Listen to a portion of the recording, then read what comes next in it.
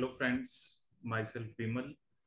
So in this video we will be going to discuss about your mitochondria. ठीक है, तो इस video के अंदर हम माइटोकॉन्ड्रिया के बारे में डिस्कस करेंगे कि बेसिकली जो माइटोकॉन्ड्रियल आपका जो डीएनए होता है, ठीक है, उसका बेसिकली जो साइज है वो डिफरेंट प्लांट्स के अंदर, डिफरेंट एनिमल्स के अंदर, या बेसिकली जो भी आपके डिफरेंट यूकेरियोटिक सेल्स है उसमें डिफरेंट होता है। ठीक है, so basically when we talk about mitochondria, ठीक है, तो जब भी हम माइटोकॉन्ड्रिया की बात करते हैं तो सबसे पहले हमारे माइंड में आता है it is power house of cell. ठीक है, क्योंकि यहाँ पर एटीपी जनरेट होता है। ठीक है, so this is just a basic diagram as we know the structure of mitochondria, कि उसमें एक आउटर मेम्ब्रेन होती है, inner membrane which is folded जिसे हम क्रिस्टे बोलते हैं। ठीक है, मैट्रिक्स होता है आपका। ठीक है, और बेसिकली अलग अलग टाइप के इवेंट्स जो होते हैं वो माइटोकॉन्ड्रिया में होते हैं।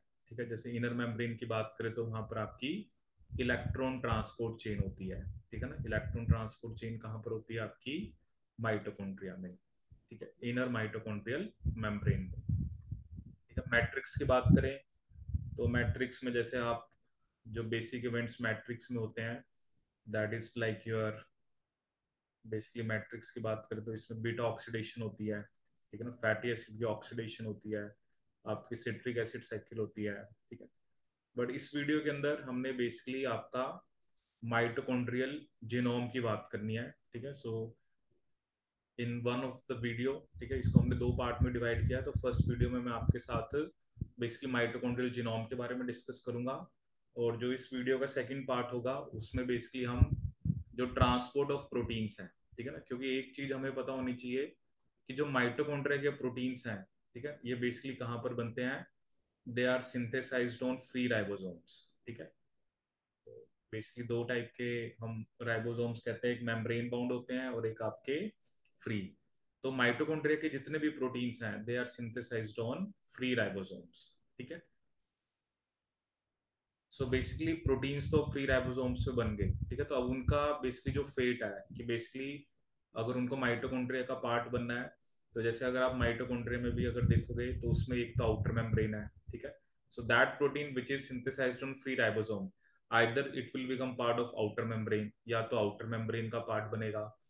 Secondly it could become part of the intermembrane space, जो दो मेम्ब्रेन के बीच में स्पेस होता है। ठीक है, third it could become part of inner membrane, and fourth it could become part of matrix. ठीक है, तो ये सिग्नल्स होते हैं प्रोटीन के अंदर कि उसको किसका पार्ट बनना है, कि उसको आउटर मेम्ब्रेन का पार्ट बनना है, इनर मेम्ब्रेन का पार्ट बनना है, मैट्रिक्स का पार्ट बनना है, या आपका बेसिकली इंटर मेम्ब्रेन स्पेस का। ठीक है, तो अभी इस वीडियो में फिलहाल हम जीनोम की बात करेंगे क्योंकि कॉम्पिटिटिव एग्जाम्स में काफी क्वेश्चन इससे रिलेटेड आते हैं। ठीक है, तो देखते हैं इसके बारे में। ठीक है, तो basically if you talk about the genetic system of mitochondria, ठीक है ना, तो क्योंकि माइटोकॉन्ड्रिया जो है that is basically semi autonomous organelle. ठीक है, सेमी ऑटोनोमस का मतलब क्या होता है कि basically some of the functions of mitochondria are controlled by its own DNA, and other its functions are controlled by basically nuclear DNA। ठीक है, सो माइटोकॉन्ड्रिया का अपना जेनेटिक सिस्टम है जो कि सेपरेट है, डिस्टिंक्ट है न्यूक्लियर जीनोम से। ठीक है, देयर इज वन थ्योरी एंडोसिम्बायोसिस और एंडोसिम्बायोट थ्योरी, दैट इज बेसिकली जिसे हम कहते हैं कि जिससे हमने ये एक्सप्लेन किया था कि माइटोकॉन्ड्रिया का ओरिजिन। ठीक है ना, बेसिकली माइटोकॉन्ड्रिया के बहुत सारे जो फंक्शंस होते हैं, जैसे माइटोकॉन्ड्रिया क्लोरोप्लास्ट है, their most of the functions they basically match with the bacteria। ठीक है, so mitochondria are thought to have evolved from bacteria। ठीक है, basically that developed a symbiotic relationship in which they lived। ठीक है, क्योंकि ये हम एक इवोल्यूशन में थ्योरी डिफाइन करते हैं कि यूकेरियोटिक सेल के अंदर एक बैक्टीरिया बेसिकली आकर रहने लग गया, और वो बैक्टीरिया ही आज का आपका माइटोकॉन्ड्रिया है। ठीक है, सो जब हमने कंपैरिजन करा बहुत सारे बैक्टीरिया के साथ तो हमने क्या देखा कि basically the genomes of living organism that are most similar to the mitochondrial genome are those of the free living alpha proteobacteria। ठीक है, तो जैसे बैक्टीरिया भी बहुत सारे टाइप्स के होते हैं, उनकी क्लासिफिकेशन होती है, तो बट जब हमने कंपैरिजन करा तो हमने क्या देखा कि जो माइटोकॉन्ड्रिया का जीनोम था वो अल्फा प्रोटियोबैक्टीरिया से सबसे ज्यादा मैच कर रहा था। ठीक है, अल्फा प्रोटियो जो बैक्टीरिया है It basically codes for 6700 to 8300 proteins. That is one of the example they have given. ऐसे एक और भी बैक्टीरिया होता है जिसका नाम है, that is also example of alpha proteobacteria, Rickettsia prowazekii. इसका जीनोम थोड़ा छोटा होता है, जैसे वैसे आपने देखा ना अल्फा बैक्टीरिया जो है वो 6700 टू 8300 प्रोटीन्स बना सकता है, बट ये जो रिकिटेशिया प्रोवेस्की है, it has a smaller genome, about 830 protein coding genes. ठीक है। सो इसके अलावा जैसे लाइक माइटोकॉन्ड्रिया, जो रिकिटेशिया प्रोवेस्की है, क्योंकि माइटोकॉन्ड्रिया का पता है ना अपना सिस्टम है, वो अपने डीएनए को रेप्लिकेट कर सकता है। सेम वे ये जो बैक्टीरिया है ये भी is able to reproduce only within eukaryotic cells. ये जो बैक्टीरिया होता है ये यूकैरियोटिक सेल्स में जाके ही क्या करता है, रिप्रोड्यूस करता है। But unlike mitochondria, it still transcribes and translates most of its own genes. ठीक है, मतलब क्योंकि माइटोकॉन्ड्रिया का जो है DNA, that is basically dependent on nuclear DNA also, but ये जो बैक्टीरिया होता है ये अपनी ही ट्रांसक्रिप्शन और ट्रांसलेशन करता है। ठीक है। माइटोकॉन्ड्रिया का जो जीनोम है, ठीक है ना, देखो बहुत सारे फैक्टर्स हैं कि जिसके बेसिस पे हम ये कह रहे हैं कि माइटोकॉन्ड्रिया का जो जीनोम है वो बैक्टीरिया से मैच करता है। ठीक है, क्योंकि जैसे बैक्टीरिया का जीनोम सर्कुलर होता है, माइटोकॉन्ड्रिया का जीनोम भी सर्कुलर है। ठीक है, and which are present in multiple copies. मतलब ये जो माइटोकॉन्ड्रियल हम डीएनए की बात कर रहे हैं, ऐसा नहीं है कि सिर्फ एक ही कॉपी होती है, मल्टीपल कॉपीज एक ऑर्गेनेल के अंदर हो सकती है। ठीक है।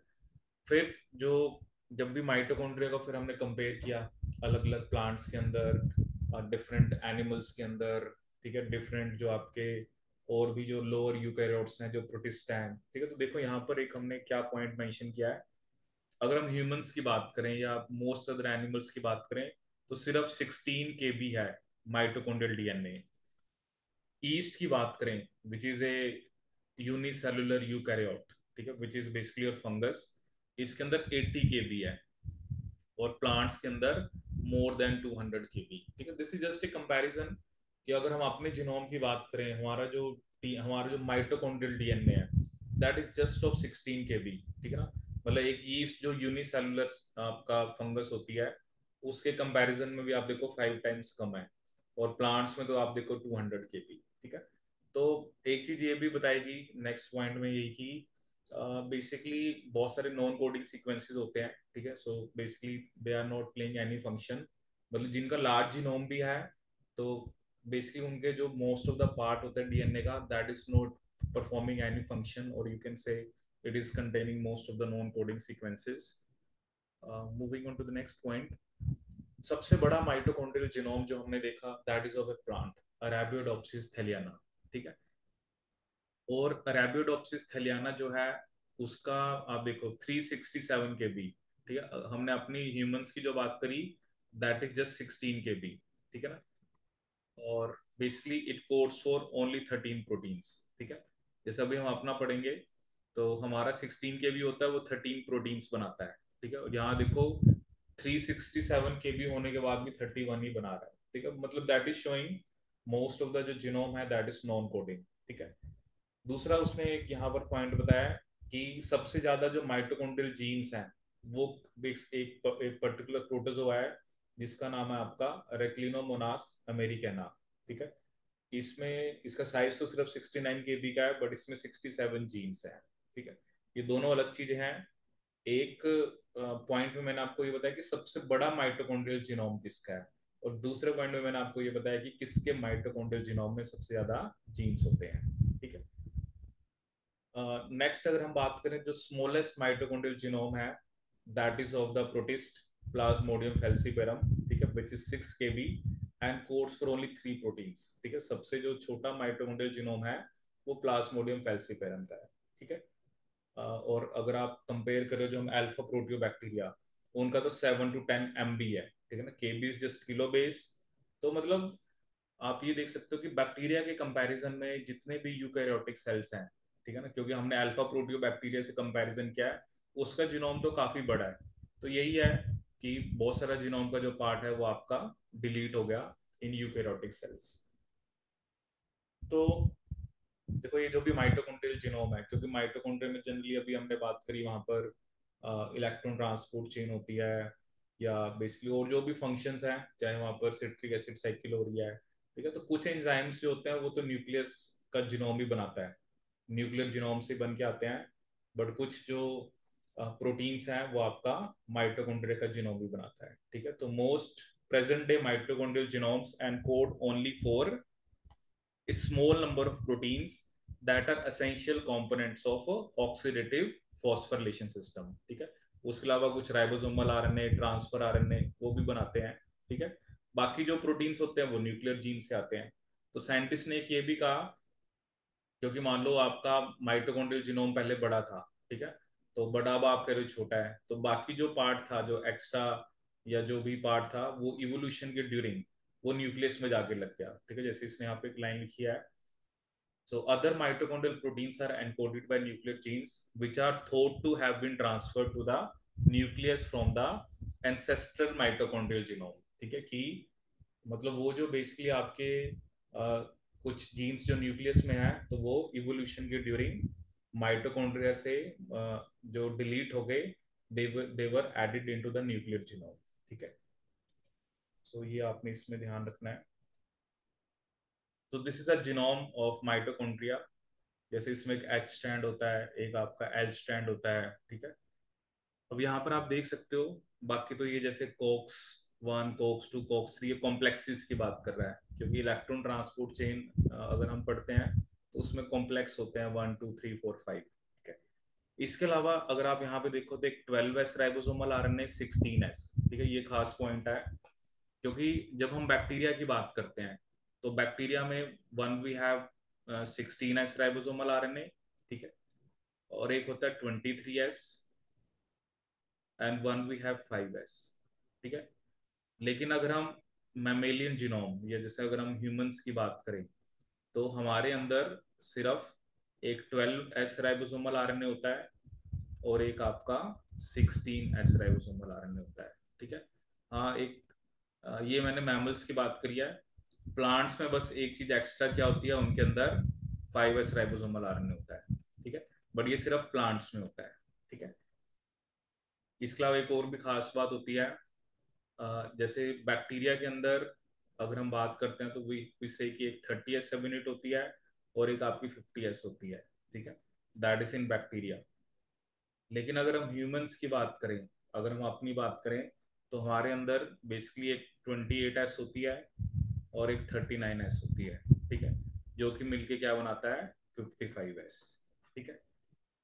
तो ये इसमें मतलब मोस्ट ऑफ द जीनोम जो है वो बेसिकली किस में रोल प्ले कर रहा है, जो आपका एक तरह से हमने ऑक्सीडेटिव फॉस्फोरिलेशन या इलेक्ट्रॉन ट्रांसपोर्ट चेन के लिए जो प्रोटीन्स हैं वो बनाने हैं, ठीक है।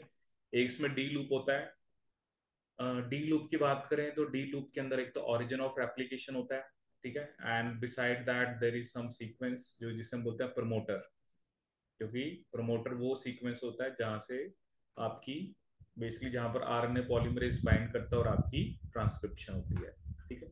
तो मेन बस आप यही याद रखना कौन कौन से राइबोसोमल आरएनए, ये हमने अपने जीनोम की बात करें ह्यूमन की, ठीक है। एक 5S और होता है, but that is just only encoded by plants.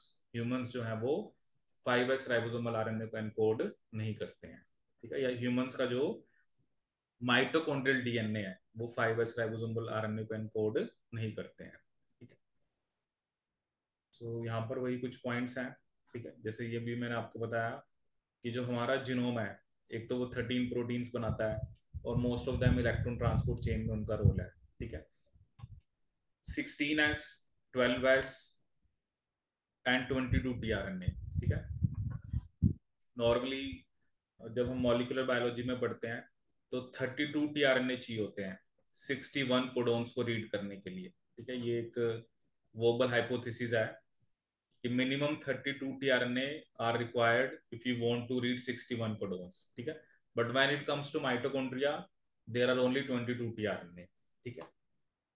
So the two ribosomal RNA are the only RNA components of animal and yeast mitochondrial ribosome in contrast to the 3 ribosomal RNA of bacterial ribosomes, जो मैंने आपसे पहले भी discuss किया। Plant का जो mitochondrial DNA है वो एक और राइबोसोमल आरएनए बनाता है, जैसे कि मैंने आपको बताया 5S, ठीक है। एक और यहाँ पर इंपॉर्टेंट पॉइंट क्या है कि जो प्लांट्स और प्रोटोजोआ हैं they also differ in importing and utilising tRNA. ठीक है, कि मतलब प्लांट्स और प्रोटोजोआ हैं, कुछ टीआरएनए तो माइटोकॉन्ड्रिया का जीनोम बनाता है और कुछ टीआरएनए जो होता है वो न्यूक्लियर जीनोम बनाता है। ठीक है, लेकिन अगर हम एनिमल माइटोकॉन्ड्रिया की बात करें, जितने भी टीआरएनए हैं वो ऑर्गेनली जीनोम मतलब माइटोकॉन्ड्रिया का ही जीनोम बनाता है। ठीक है, this is also one of the main difference that you keep in that you need to remember और कीप इन माइंड, कि जो टीआरएनए माइटोकॉन्ड्रिया में होते हैं प्लांट्स और ईस्ट के, वो कुछ टीआरएनए तो आपका बेसिकली कौन बनाता है, न्यूक्लियस का जीनोम, कुछ टीआरएनए माइटोकॉन्ड्रिया का जीनोम। लेकिन एनिमल्स के अंदर, whereas in animal mitochondria all the tRNA are encoded by organelle genome. ठीक है, so this is the basic lecture about mitochondria। ठीक है, क्योंकि जो साइकिल्स होती हैं वो जनरली हम बायोकेमिस्ट्री में पढ़ते हैं। ठीक है, तो कई बार स्टूडेंट्स जो होते हैं वो इस चीज़ को इग्नोर करते हैं, माइटोकॉन्ड्रियल जीनोम को। बट इन पे भी क्वेश्चंस आपके एग्जाम में आ जाते हैं, जैसे कौन कौन से राइबोसोमल आरएनए बनाते हैं। ठीक है, जैसे मैंने आपके साथ माइटोकॉन्ड्रिया की राइबोसोमल सब यूनिट्स की बात करी। ठीक है, सो this is basically about mitochondria. In the next part of this, we will discuss about the transport of proteins. So a protein which is synthesized on free ribosome, so how it is basically there are some kind of signals because of which some of the proteins become part of outer membrane, some proteins become part of outer inner intermembrane space, some becomes part of inner membrane, and some of those protein becomes part of a matrix. Okay, so thank you so much. And next, in the next part, as I told you, we will discuss the basically transport of proteins to the different parts of mitochondria. And for these kind of videos, please subscribe our channel, that is Female Search Biotech Sapiens. And hopefully we'll add more and more videos for you. So all these videos will help you to crack different exams. Thank you so much.